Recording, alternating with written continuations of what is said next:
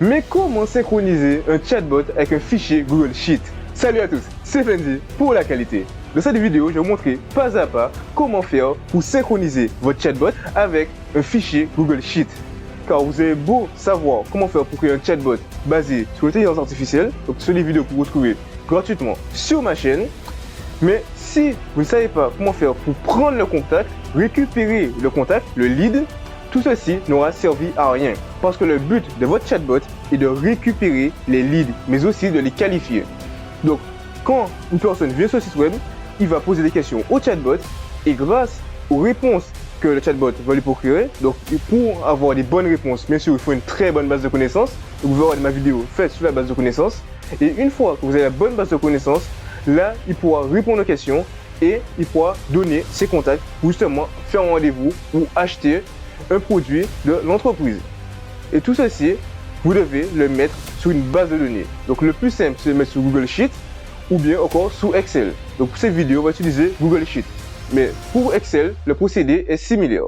Donc maintenant que c'est dit, c'est parti pour la vidéo. Alors c'est parti pour la vidéo. Donc les conseils que je vous donne sont valables pour VoiceFlow et pour WordPress, il faudra utiliser un autre système. Donc par rapport au chatbot, le système est identique. C'est juste au niveau de la liaison que sur WordPress, vous devez faire du codage. Donc pour le codage, je vais vous montrer ça prochainement. Alors là, on va commencer par un chatbot sur VoiceFlow. Donc sur VoiceFlow, si vous voulez maîtriser VoiceFlow et apprendre à créer un chatbot de qualité, regardez ma vidéo que j'ai faite sur la chaîne.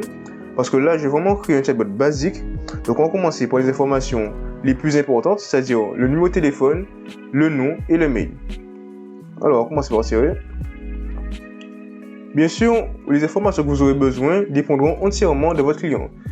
C'est-à-dire que si vous travaillez avec un e-commerçant, vous avez peut-être besoin du numéro du produit, de l'adresse ou je ne sais quoi. Mais nous, ce qu'on a besoin pour la vidéo tutoriel, c'est juste le nom, le numéro de téléphone et le mail.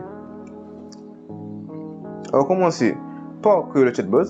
Donc vous allez aller sur texte. On va lui demander son nom. Bien sûr, là c'est un chatbot de test. Ça sera à vous de faire l'effort de créer un vrai chatbot. C'est que vous regardez mes vidéos que j'ai faites sur WordPress et sur VoiceFlow. Car dans ces vidéos, je donne mes meilleurs conseils. Ensuite, on enchaîne. Donc là, on pose la question et ensuite, on récupère l'information.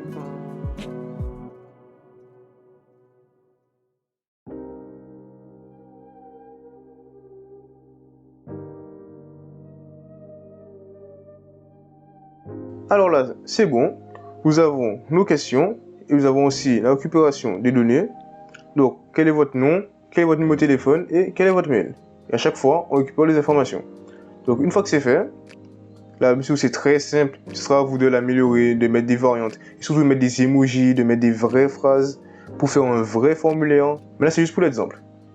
Alors, une fois que c'est fait, vous allez juste tirer.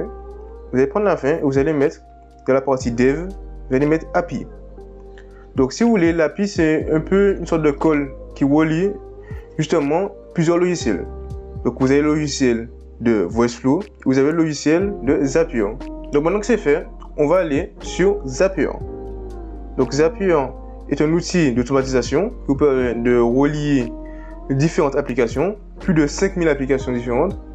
Alors, c'est vraiment incroyable ce que vous pouvez faire sur Zapier, même si je préfère Make. Alors, bientôt, on va sortir une vidéo sur la chaîne sur Zapier, mais aussi une vidéo sur Make. Alors abonnez-vous à la chaîne pour ne pas les rater. Alors on va commencer par créer un zap. Donc vous avez le trigger, donc le déclencheur et l'action. Donc qu'est-ce qui va déclencher justement l'action? Ça sera le webhook. Donc pour pouvoir créer le zap, donc le zap c'est la connexion, si vous voulez la colle que je vous ai dit entre Zapier et justement Google Sheet. Donc si vous voyez là, je vous ai vraiment montré avec les onglets. Vous avez VoiceFlow, des Zapier au milieu qui fait la colle entre eux avec le Sheet et le VoiceFlow. Donc c'est vraiment la colle entre les deux. Donc si vous voulez commencer par créer le zap, donc la connexion, vous allez sur Trigger, on va chercher Webhook. Donc Webhook, c'est vraiment le plus utilisé pour pouvoir faire des connexions entre les applications. Bien sûr, vu que c'est l'application, le zap le plus utilisé, il est payant. Mais oui, logique. Il faut bien qu'il rentabilise leur logiciel. Donc, le conseil que je peux vous donner, si vous voulez justement avoir Zapier, soit vous payez, je crois que c'est environ 20 € par mois, ou soit vous créez à chaque fois un autre compte Google. Donc, vous recréez un autre compte Google et vous vous reconnectez à chaque fois, vous recréez le Zap. Donc ça va prendre plus de temps et aussi votre client, c'est plus compliqué à gérer, mais ça fonctionne. Ce que j'ai fait au début parce qu'il n'y avait pas forcément les moyens d'acheter un abonnement avec Zapier. Donc là on va commencer par prendre le Zap. Là vous avez le Zap. On choisira l'événement. Donc ce qui nous intéresse c'est le catch hook. Ce qui veut dire à chaque fois qu'on va prendre une information sur un logiciel qui est relié, ça va justement le récupérer. Donc on va prendre catch hook. On continue. Là, c'est pas important, donc vous pouvez passer. Maintenant, vous avez l'URL. Donc l'URL, c'est justement ce qu'on va prendre pour pouvoir faire la connexion. Donc vous pouvez copier l'URL, retourner sur VoiceFlow. Et là, très important, dans la partie API, vous voyez c'est écrit Get par défaut. Vous cliquez dessus, sur la petite flèche lisant, et vous mettez Post. Sinon ça va pas fonctionner. Donc mettez Post. Ensuite, vous copiez justement l'URL, vous le collez. Là c'est bon, l'URL est connecté. Et vous allez dans Body. Donc dans Body, c'est plus. Et vous allez commencer par mettre les parties qui sont importantes. Donc là, si vous voulez dans Body, c'est vraiment ce qu'on veut ajouter justement au sheet.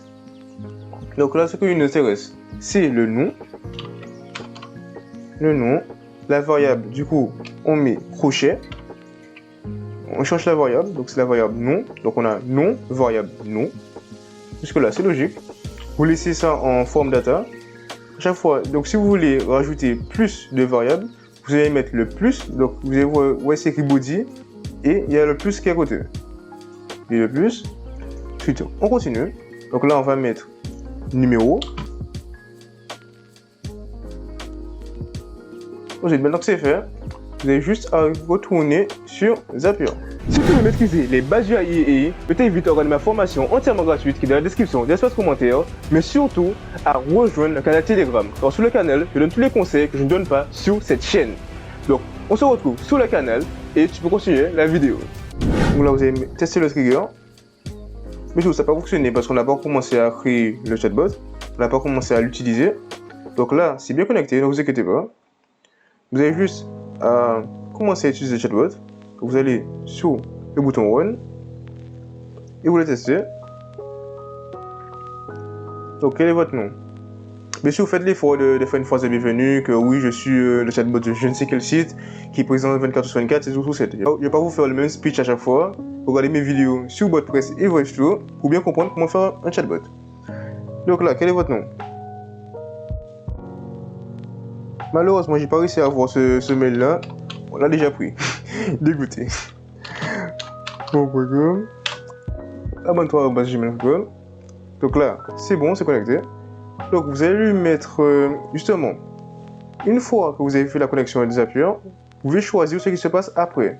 Donc on va dire que si la personne utilise justement tout ce que vous avez fait, donc le formulaire, donc il faudra vraiment qu'il y ait un vrai formulaire et plusieurs embranchements, comme pour ma vidéo sur VoiceFlow. Et une fois qu'il a réussi à tout faire, vous allez mettre une partie de réponse prédéfinie.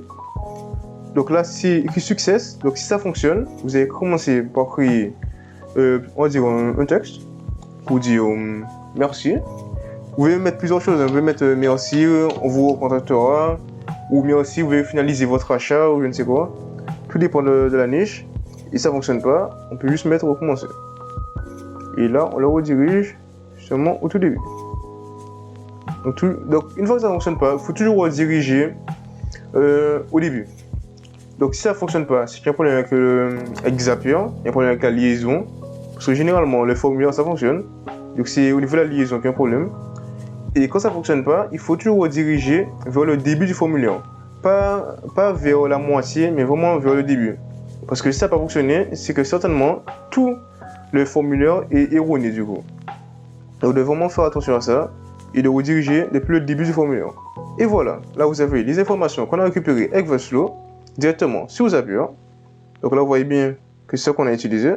Là on a le nom il est bon, le numéro de téléphone il est bon, le mail il est bon, tout est bon.